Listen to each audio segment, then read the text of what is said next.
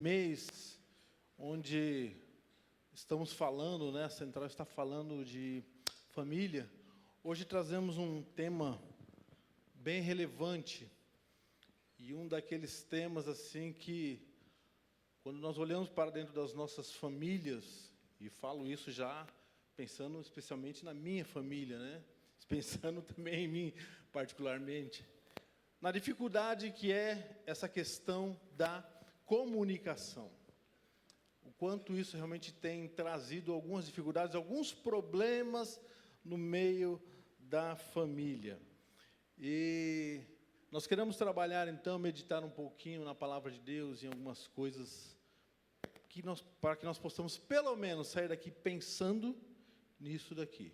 Como já vimos já semana passada, na questão da modernidade, né, das famílias modernas, e esse tema também se inclui dentro dessa modernidade, e creio que talvez ainda de uma maneira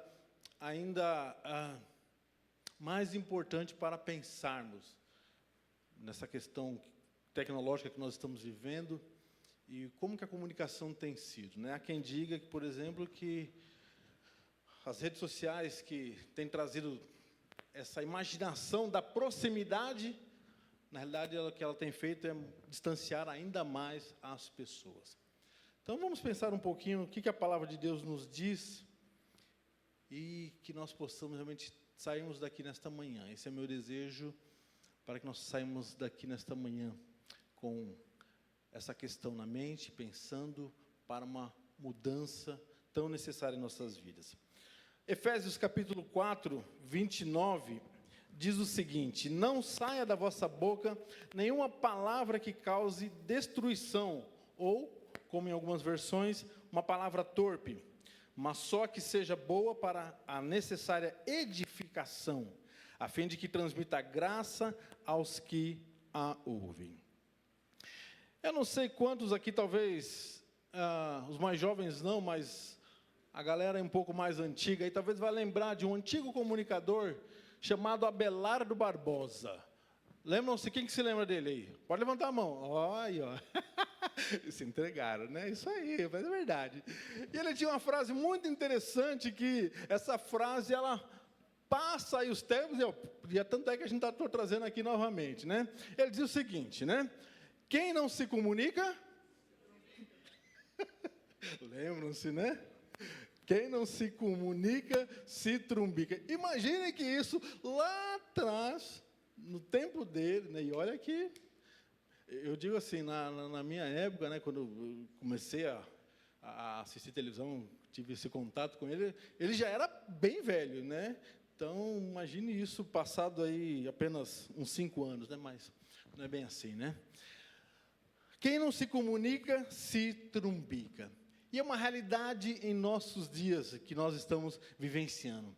Quem não se comunica tem se estrepado, tem se dado muito mal. E a gente tem visto isso nas nossas relações diárias, seja no trabalho, seja nos nossos sociais, como isso tem dificultado a nossa comunicação, ou seja, uma má comunicação.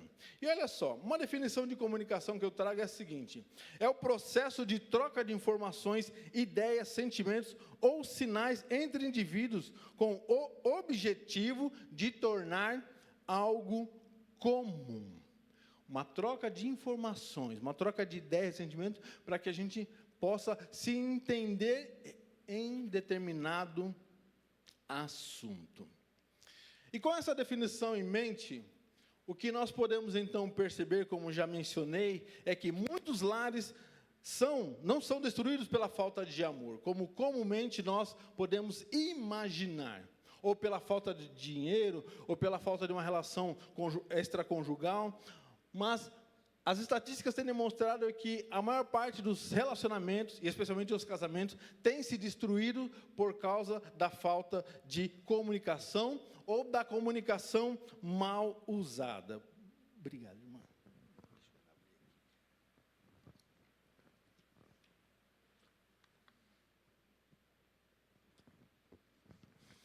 E então, diante disso, pensando nessa questão, o que a palavra de Deus ela pode nos ajudar, o que ela pode nos orientar acerca de uma melhor comunicação.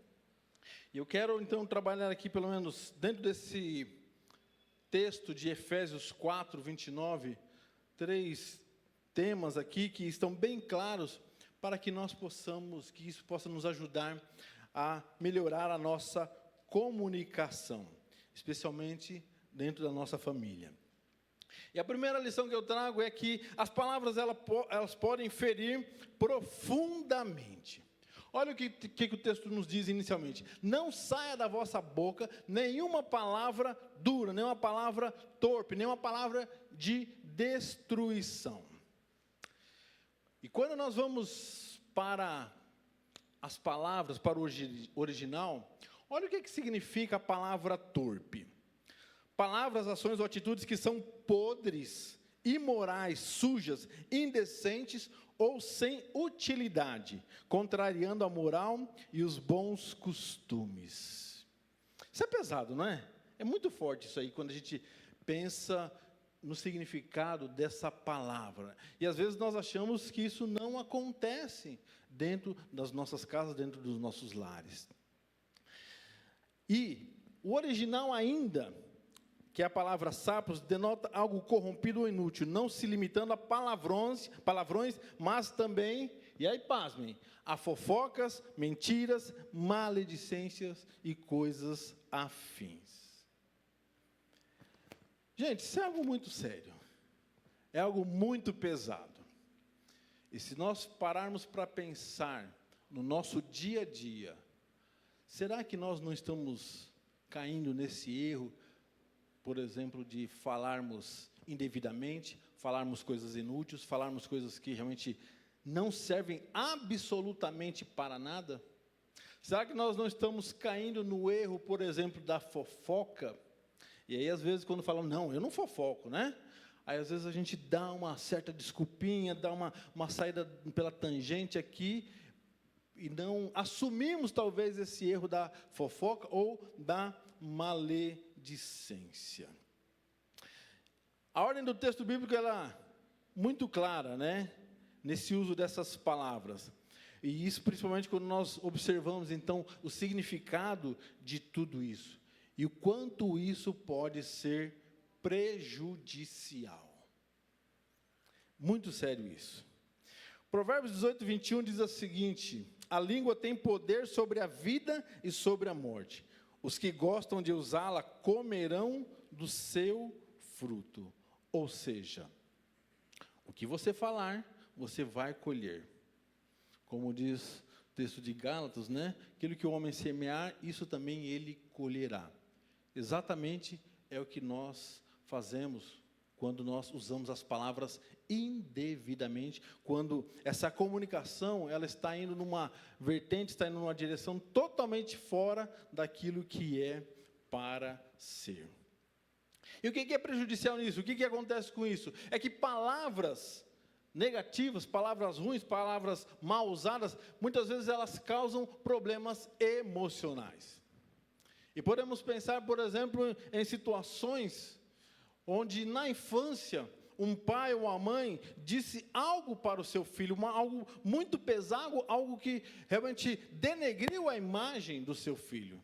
Como, por exemplo, dizer ao filho, olha, você não vai dar em nada, você não vai ser absolutamente nada, né? Quantas histórias, quantas situações nós já não temos ouvido, já ouvimos dessa maneira. E talvez isso possa ter acontecido conosco mesmo. Alguém, um pai ou uma mãe, ter dito uma palavra assim, nesse sentido. E isso é muito sério, meus irmãos, meus queridos, porque isso vai trazer sérios problemas emocionais à vida do seu filho, da sua filha. No livro Põe a Ordem no Seu Mundo Interior, do Mac Gordon, ele conta uma historinha de um homem que, na sua fase adulta, então, ele estava assim, fazendo de tudo para que ele fosse bem-sucedido na sua vida. E ele estava alcançando isso, ele estava conseguindo realmente esse sucesso na sua vida profissional, na sua vida acadêmica, era um excelente profissional, realmente assim, estava com a sua vida financeira muito boa e excelente. Mas acontece que a história que o Mac Gordon conta nesse livro, dessa historinha, é que esse homem estava fazendo isso simplesmente para provar para o seu pai que ele era capaz, ele podia realmente ser alguém, podia ser um homem realmente sim, de grande valor, de grande excelência. É o que ele queria, é o que ele estava fazendo. Mas sabe o mais interessante nessa historinha que ele conta? É que o seu pai já estava morto quando esse homem já estava na sua ascensão profissional, na sua ascensão financeira excelente. Mesmo o seu pai estando morto, ele ainda queria provar. E tudo por quê? Porque o seu pai, na sua infância, havia falado que ele nunca seria ninguém na vida, ele teria realmente problemas sérios, assim, em poder ser um homem de valor. É uma história realmente que chama a atenção, especialmente por pensarmos naquilo que nós estamos dizendo aos nossos filhos, por exemplo, como nós estamos dizendo para eles, se nós estamos valorizando. E talvez já fique aqui a dica, a orientação de que se você é uma dessas pessoas, tanto de um lado de que tenha dito, talvez a orientação seja um pedido de perdão. Ah, mas faz tanto tempo isso, realmente assim, já se passaram tantos anos, ainda vale, porque você não sabe que feridas isso foi produzido na vida do seu filho ou da sua filha. Não sabemos. Feridas que se abriram lá atrás, há muito tempo, mas que ainda continuam abertas por uma palavra maldita. E nos dois sentidos, maldita mesmo. E se você está na alta vertente de ter recebido essa palavra, talvez seja um momento também de poder realmente perdoar. Perdoar os seus pais por terem dito isso. Porque é necessário. Por mais que você tenha sido a vítima, é a vítima ainda de uma palavra tão dura como essa, mas se faz necessário esse perdão. Particularmente nessa questão, eu lembro-me que antes de casar, eu tinha uma certa raiva do meu pai. Meu pai, ele foi separado da minha mãe durante muito tempo, e até a sua morte, né, para dizer a verdade, não durante muito tempo, desde quando ele se separou, foi até o fim de vida. E no meu coração eu alimentava um problema sério de que da minha adolescência eu tive que lutar pelas coisas, eu não poderia ter uma vida, entre aspas, normal, como dos meus amigos adolescentes que tinham as coisas, tinham a sua vida normal, vamos dizer assim. E aquilo caminhava dentro do meu coração, aquilo percorria dentro da minha vida. Mas antes de casar, eu fui levado pelo Senhor a perdoar o meu pai por aquele sentimento que eu tinha no meu coração. E não é porque simplesmente ele... É aqui? Ok.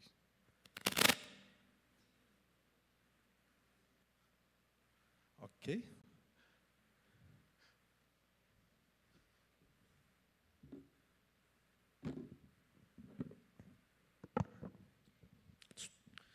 E não porque ele tinha me falado, mas talvez ele fez aquilo inconscientemente, porque ele fez, na realidade, a separação foi com a minha mãe. E minha mãe sempre dizia que, olha, o problema meu com o seu pai, do seu pai e comigo é nosso, não tem nada a ver com vocês.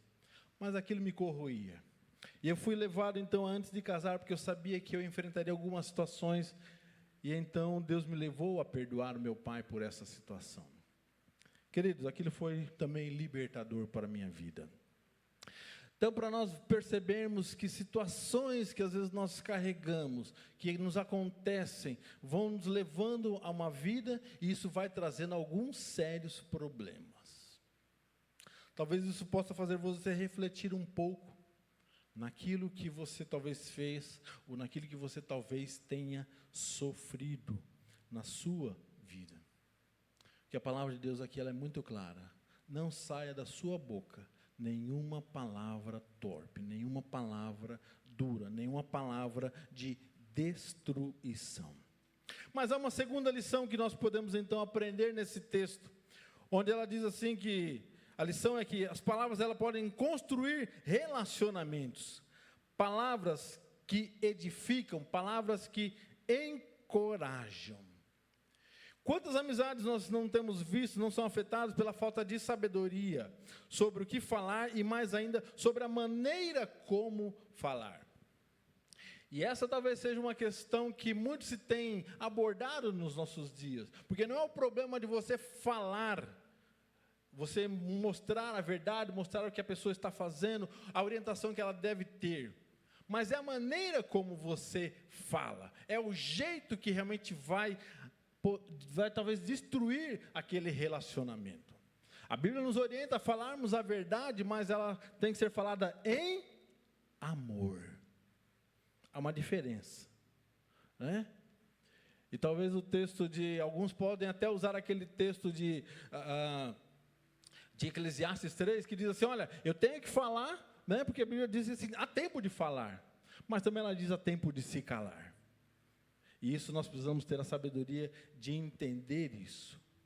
De entender que há momentos para que a fala, para que o mostrar a verdade, ela aconteça. Não é assim de qualquer jeito. Não é assim de qualquer maneira. Talvez um momento melhor ajudaria em muito a resolução de uma questão. Pois no calor de uma situação desagradável, pode ser que surjam respostas nada agradáveis e problemas ainda maiores que os já existentes.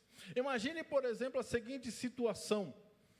A esposa que está em casa cuidando dos seus filhos, está ali no seu dia a dia, e sabemos que a dificuldade, o problema, realmente a luta que é uma esposa estar cuidando dos seus filhos, ainda mais se é aquele filho realmente assim, que tem toda a energia do mundo, está realmente assim com todo o empenho para fazer as coisas. Então, imagine isso ao final do dia, né? E aí de repente a casa está virada do avesso, e aí o abençoado do marido, ele chega em casa, né? Vocês, as mulheres já até sabem, né? O que vai acontecer, né? Chega, puxa, vira, olha lá, nossa, mas está tudo bagunçado a casa, né? Eu sei que isso não acontece aqui, não é verdade? Mas aí vê aquela situação ali, não tem um café pronto, pelo menos, e aí ele faz algumas perguntas, e aí, queridos, você já sabe o que vai acontecer. É aquela desavença, aquele problema sério de realmente ali a esposa soltar os cachorros para cima do esposo por causa da falta de sensibilidade, falta de tato, de bom senso para perceber a situação, quando na realidade ele poderia esperar um momento e talvez melhor ainda era poder, o que eu posso fazer para ajudar? Talvez melhor ainda seja ver a situação e simplesmente ir fazer, não é verdade? Quando esse negócio de perguntar assim, o que eu devo fazer, às vezes eu me lembro daquela história de Eucana, né? Quando ele pergunta para sua esposa Ana, olha, eu não sou melhor que 10 filhos, eu falei, que pergunta imbecil, né? Que pergunta idiota, né? Meu filho não precisa nem perguntar, é óbvio que é, né? Mas ele vai perguntar. Às vezes há maridos que ainda insistem nessas perguntas nada legais, nada boas. E aí fica a dica aqui, gente, percebam a situação, percebam o momento para perguntar, para falar e especialmente ter a sensibilidade de ajudar. Da mesma forma as mulheres, é óbvio que não estamos tratando aqui lá no encontro de casais em setembro, se Deus quiser, trataremos disso de uma forma melhor, né? O preletor vai nos abençoar com palavras nesse sentido. Mas você já pode ir trabalhando isso para chegar lá, não ter que acertar situações, mas porque você já começou a fazer isso daí. Mulheres, por exemplo, percebendo a situação do marido chegar em casa, a famosa caixinha do nada, como diz o pastor Cláudio, né? O marido chega, gente, deixa ele quietinho no cantinho dele, não é verdade?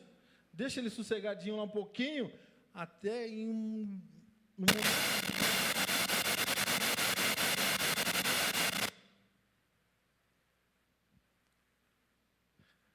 ok.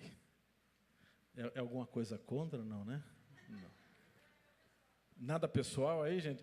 Porque você vê o negócio, quando vai falar dos homens, o negócio bagunça aqui, né? Deixa eu ver. E os caras são homens lá na mesa, hein? Nada sério. Percebam esse momento, mulheres. Quando ele diz assim, não tem nada, realmente não tem nada. É que a caixinha é vazia mesmo, sabe? É que quer ficar quietinho, tal, o dia foi estressante, o dia foi agitado, ele só quer ter um tempinho para ele, porque daqui a pouco, quando ele pegar no tranco, a coisa vai acontecer. Para que esse relacionamento ele continue ali bom, ele continue firme. Ainda se apropriando de provérbios do sábio, olha o que ele nos diz: a resposta branda desvia o furor, mas a palavra dura, ela suscita, ela levanta a ira. A palavra branda desvia ira. E isso, como já temos falado aqui, fica muito evidenciado nas nossas relações familiares. Pais com filhos que, às vezes, no seu momento de raiva, como já pegando esse link do pai que chega em casa e chega ali estressado, cansado, e de repente o filho vem querer dar um abraço, então, e o pai simplesmente rejeita aquele abraço, ou então fala uma palavra dura. Olha a falta de sensibilidade. Aquele filho que não tem nada a ver, que estava ali na expectativa da chegada do seu pai, naquele momento, para dar um abraço, para contar também como foi o seu dia. E aí o pai dá essa palavra dura, essa palavra ferrenha, que vai trazer, como já falado anteriormente, vai talvez trazer algum problema sério para ele. E essa ponte que deveria ser uma ponte de relacionamento, ela vai sendo desconstruída, ela vai sendo quebrada. E aí talvez a gente possa pensar assim, por que na sequência dos anos, dos tempos, nós vamos ver os nossos filhos se afastando de nós? Porque nós vamos percebendo que não há uma conversa agradável, não há uma conversa legal de pais e filhos, né? Quando o pai pergunta, e daí, como você está? Me conta, tal. Eu falo, não, está tudo bem, está tudo certo. Filhos que querem se isolar no seu quarto lá, filhos que querem ficar simplesmente lá quieto lá no seu lugar e não estão nem aí para o que está acontecendo dentro da casa. Talvez não seja uma situação como essa, por exemplo, de quando os filhos querem falar, há uma rejeição por parte dos pais. Não, mas ele tem que me entender. Ora, gente, nós somos pais, nós somos mais velhos, já temos uma caminhada aí grande, uma caminhada aí extensa na vida. E aí, de repente, eu vou querer que o meu filho, que ali tem 5, 6, 10 anos de idade, eu quero que ele também esteja no mesmo ponto que eu. Talvez seja para pensar isso. Não é bem assim. Eu já tenho uma estrada percorrida.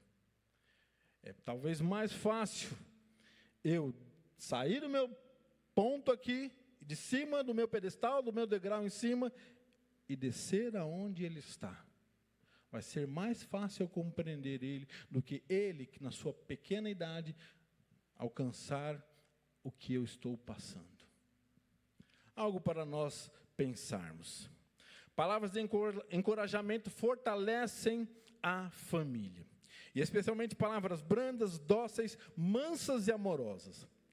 Paulo nos orienta também que o nosso falar seja sempre agradável e temperado com sal, para que saibam como responder a cada um. Palavras temperadas, palavras agradáveis. Estamos falando isso nesse âmbito familiar, mas isso vale para todos os nossos relacionamentos interpessoais. Lá no trabalho, onde a questão, talvez nós somos obrigados a aguentar algumas situações por conta de que somos empregados, estamos recebendo por aquilo, então eu sou obrigado a fazer aquilo, eu sou obrigado a aguentar. Mas mesmo nesse sentido, talvez essa disposição em falar agradavelmente, em falar amigavelmente, em falar amorosamente, em responder a cada um com a palavra temperada, vai me ajudar, vai me fazer realmente melhorar o meu ambiente de trabalho. Creio que talvez alguns que estão aqui possam confirmar isso, de que aquele que talvez seja o que não se dá com ninguém no seu meio de trabalho, mas com você ele se dá porque você é diferente, porque você sabe ouvi-lo, você sabe dar uma palavra a ele, não condenatória, por exemplo. Você sabe respeitar o espaço dele, você sabe ouvi-lo conscientemente, muitas vezes sem fazer qualquer julgamento acerca daquilo que ele é ou daquilo que ele fala para você. Porque a sua palavra é uma palavra dócil, é uma palavra mansa, é uma palavra agradável.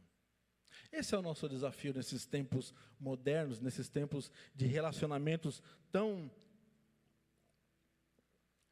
enfraquecidos, tão distantes, que apesar das redes sociais quererem nos conectar, mas é uma conexão muito superficial.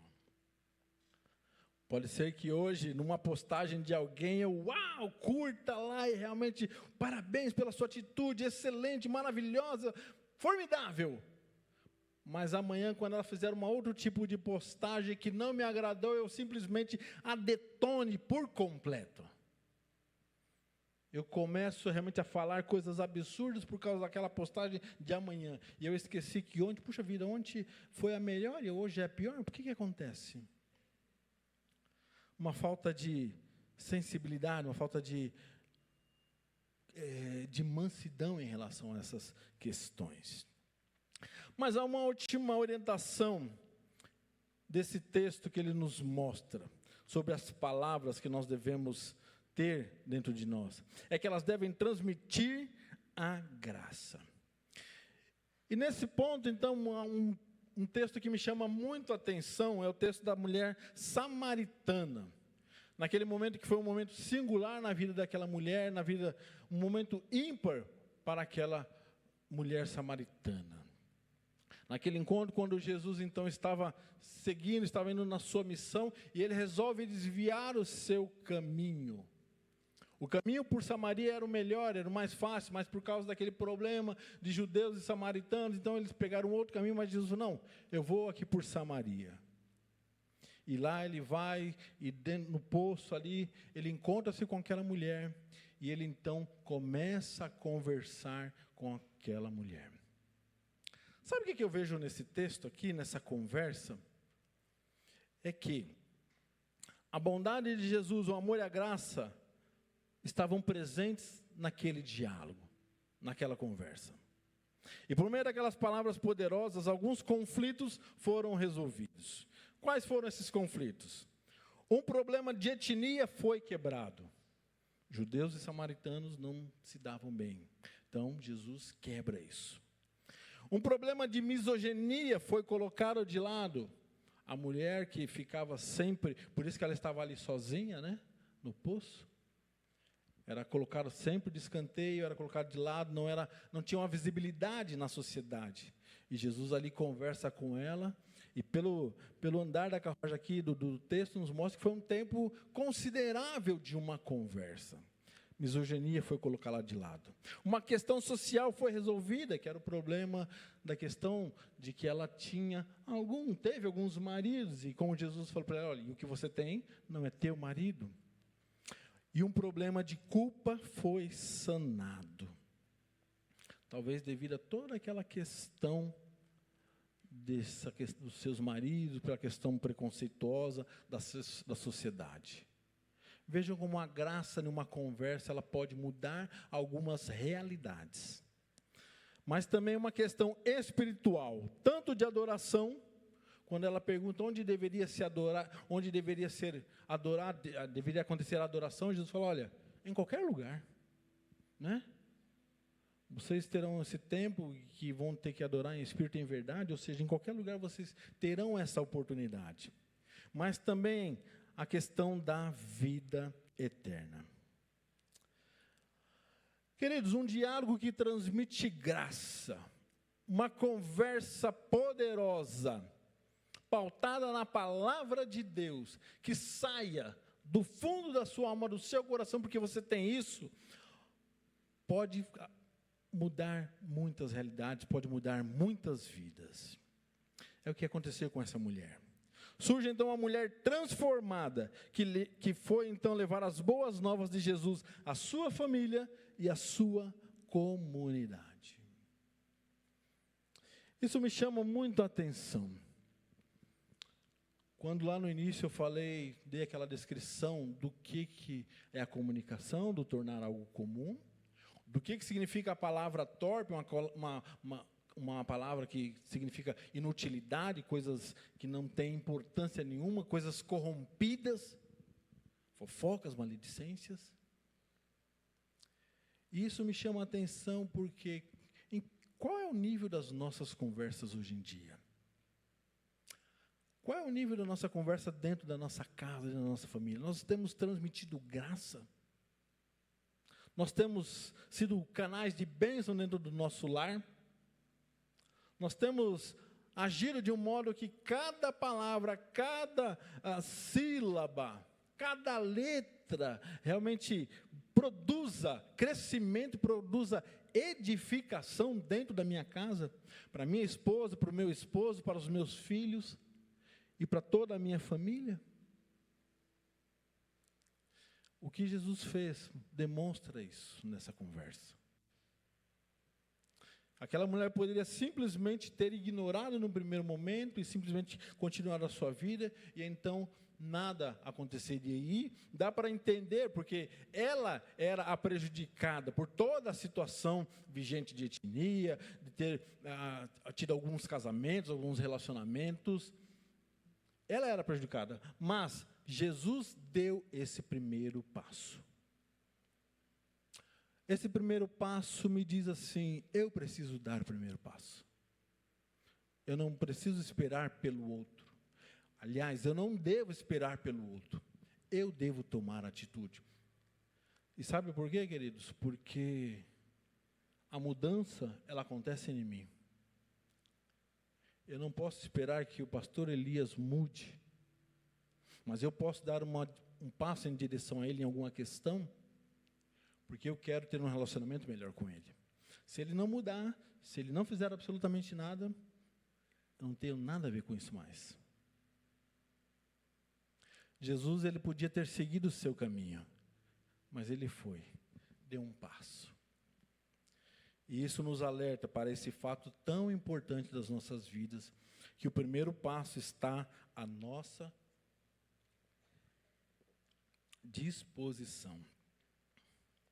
Isso só foi possível com aquela mulher porque ela ouviu as palavras da graça, de quem queria transmitir a graça, que transforma e faz o extraordinário acontecer. As nossas palavras devem produzir efeitos de transformação e cura para a vida daqueles com quem estamos nos comunicando. E sem dúvida alguma, isso começa dentro do meu lar, dentro da minha casa. Simplesmente porque a nossa fala deve refletir o amor de Cristo. E como diz Provérbios, me fazendo valer também ainda de Provérbios 12, 18, diz o seguinte: há quem fale como que espada penetrante, mas a língua dos sábios traz cura. Profundo isso. A língua dos sábios traz cura. Caminhando para o final aqui.